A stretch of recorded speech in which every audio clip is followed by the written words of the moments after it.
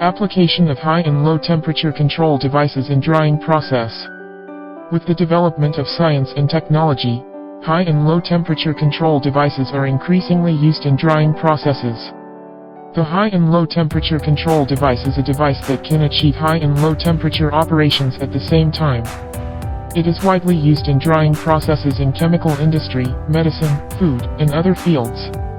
1. Drying of chemical products.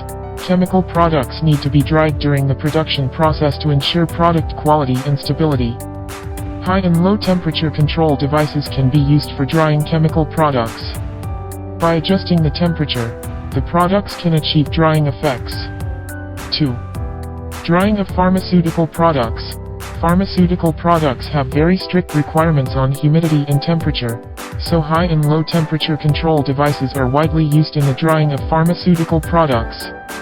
By precisely controlling temperature, high and low temperature control devices can ensure the quality and stability of pharmaceutical products. The application of high and low temperature control devices in drying processes has broad prospects.